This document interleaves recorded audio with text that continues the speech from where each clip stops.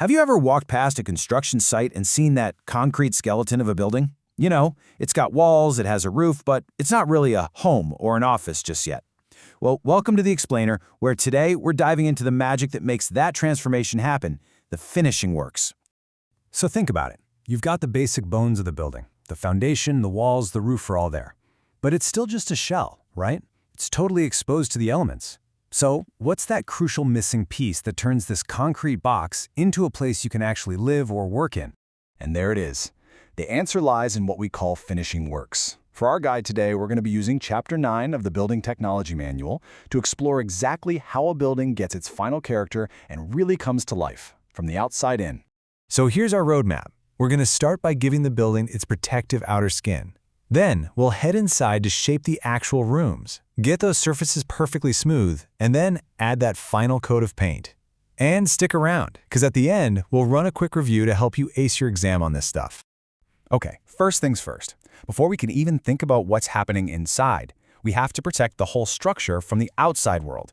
And that brings us to the building's first line of defense, its skin, or what we call cladding. The easiest way to think about cladding is like a building's high-tech raincoat. Now, its main job is not to hold the structure up, that's why we call it non-load bearing. Its whole purpose is to manage wind and rain, protecting everything and everyone inside. And this is where it gets really impressive. See, cladding isn't just a pretty face for the building. It's a total workhorse. It has to do all 6 of these things at once, from fighting off wind and rain to providing insulation and even giving a degree of fire resistance. It is a true multitasking MVP. So now that the exterior shell is sealed up and protected, we can finally move inside. We're stepping into this big, wide-open space, and our next job is to actually shape it into the rooms where people will live and work. And we do that with partitions and ceilings. Now listen up, because here's a distinction that trips a lot of people up on exams. A load-bearing partition, that's part of the building's skeleton. It's literally holding things up. But a non-load-bearing partition is just a room divider. You know, like an office wall you can move around to change the layout. One is permanent and structural, the other is all about flexibility. Next up, let's look up. You've seen suspended ceilings a million times, in offices, in schools. They're not the real ceiling. They're actually this really clever technical layer that creates a hidden space, or a void, that conceals the building's messy but totally essential nervous system. All the wires, the pipes, the ventilation ducts. So why go to all this trouble? Well, because it's an incredibly smart piece of engineering.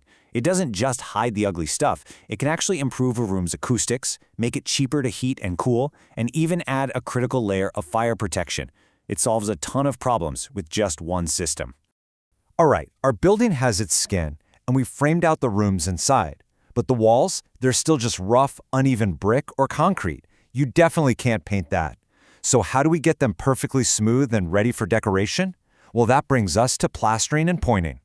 Here's another one you'll absolutely see on an exam, and the difference is pretty simple. Think of it this way. Plastering is like frosting a whole cake. You cover the entire surface to get one smooth, seamless finish.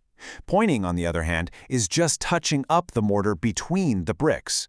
So one covers everything, the other just fills in the cracks. Now, the plastering process itself is this meticulous 3-stage affair. First, you've got to prep the wall, clean it, get it ready. Then comes the rendering coat, which is a rough first layer to even everything out.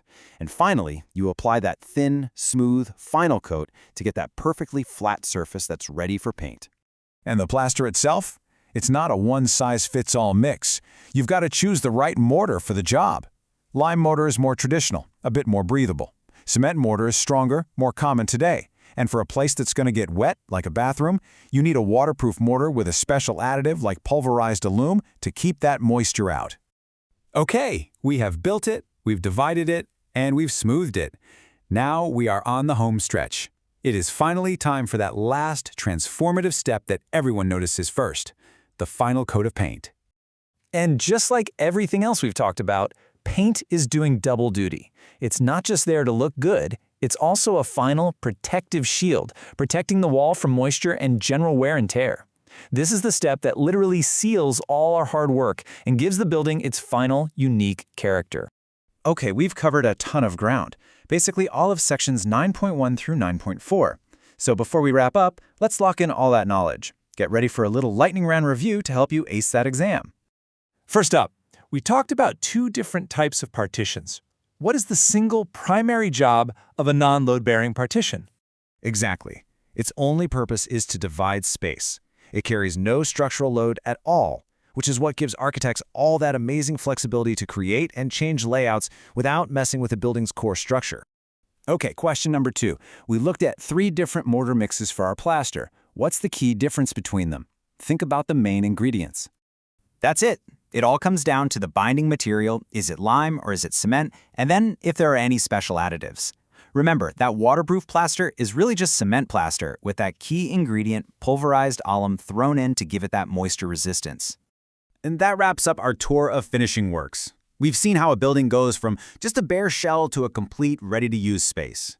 So I'm going to leave you with this challenge. The next time you walk into any room, I want you to just stop and look closer. Really look at the walls, the ceiling, the paint. Can you now see all those hidden layers of work that made it all possible? Thanks for joining me on The Explainer.